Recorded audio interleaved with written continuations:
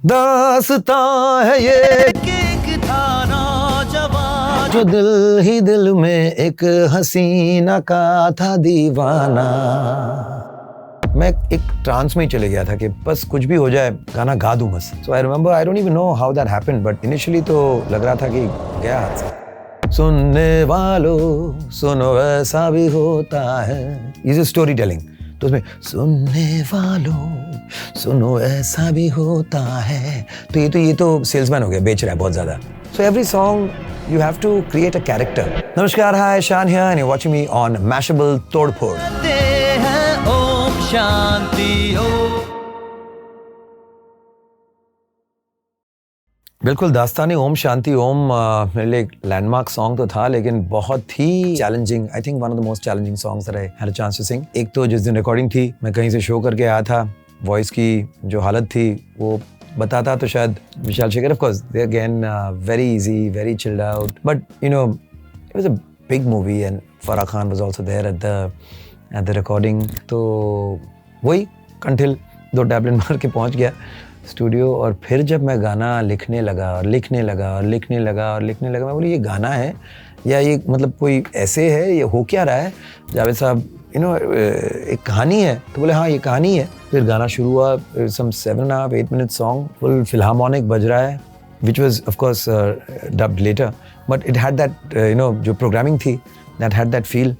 फिर लंबे लंबे नोट्स, दास्तां है ये कि एक था नौजवान जो दिल ही दिल में एक हसीना का था दीवाना, यहाँ तक गाना है। मतलब बीच में कहीं सांस ले लूं, बोला there is no comma in the line. मैं तो कहीं से पेपर लाया लिखते जा रहा हूँ, पेपर खत्म हो गया, उसके पीछे फिर लिख रहा हूँ, चल क्या रहा है। बट या सो आई जस्ट भगवान पार करवा दो। नौजवान की थी आरज़ू। भाई इस रिकॉर्डिंग के दौरान ना मुझे ऐसी हालत थी कि बस पार कर दो। I was in a trance, I was के कुछ भी हो जाए ये गाना मैं गा लूं, बिकॉज वो कहाँ सांस लेना है उसमें ही लगा हुआ था। एंड उनका ब्रीफ क्लियर था कि इट शुड साउंड वो किशोरदा वाली एक बिग आवाज, वॉइस चुरा के मत गाना, खुल के गाओ उसको, बस उस तरह से थिएट्रिकल होना चाहिए, मतलब नसे वसे निकल आया ऐसा लगना चाहिए। तो इसमें वो एफर्ट तो नहीं, but that larger than life tonality was there only real brief, because it is a story, और वो and it's a larger than life story. तो उसको अब दास्तां है ये कि एक था नौजवान, ऐसे तो नहीं गा सकते ना उसको।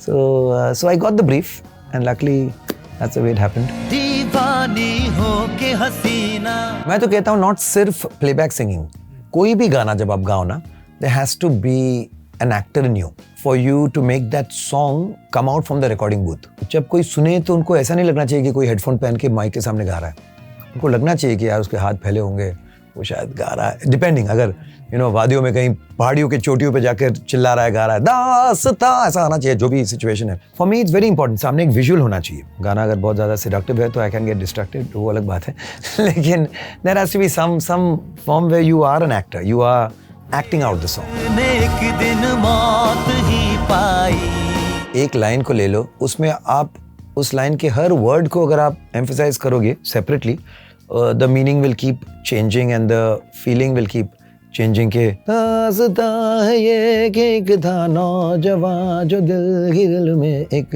हसीना का, ये लाइन है। अब दास्तां है ये कि एक था नौजवान, हर बीट पे आप पंच कर सकते हो, या फिर दास्तां है ये कि एक था नौजवान। अब आपको देखना पड़ेगा कि इसमें हाईलाइट क्या है, कि दास्तां है ये कि एक था नौजवान जो दिल ही दिल में एक हसीना का था दीवाना।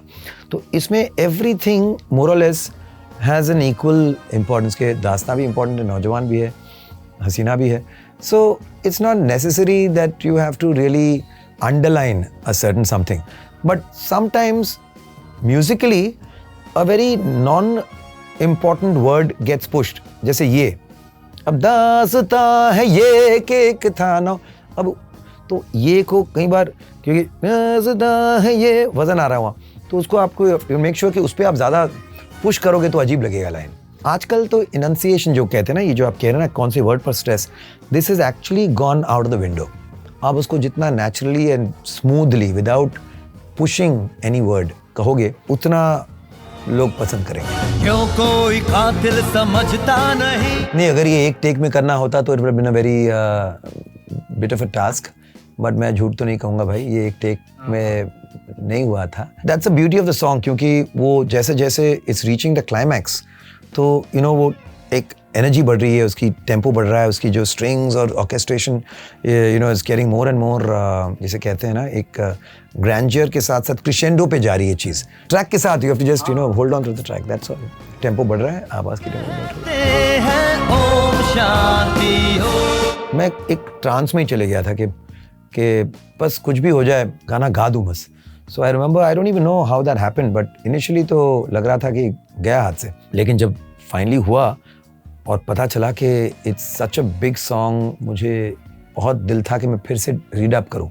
तो मैं विशाल के पीछे ही पड़ गया था कि फिर से रखो रिकॉर्डिंग, फिर से रखो recording on a bigger mic, I sound better, I sound bigger. Saying bro chill, it's sounding okay, वरना we have surely got you to dub again. Finally I said come, they booked a proper studio, और उस दिन मैं गा ही नहीं पा रहा हूँ। उस दिन पूरा रेस्ट करके, and I am also ready, I know के आई नो द सॉन्ग, तो मैं पूरा एकदम गर्म पानी वानी करके एकदम आया, और जैसे दास दाए, तो उस दिन मुझे समझ में आया कि जब जिस चीज़ की होनी होती है वो एक मुहूर्त होता होगा या कुछ चक्कर है, कि उस दिन वो शो करके आया था, फटी हुई आवाज़ थी, लेकिन what you here is that whatever 30% of a voice that I had, but वो बन गया गाना।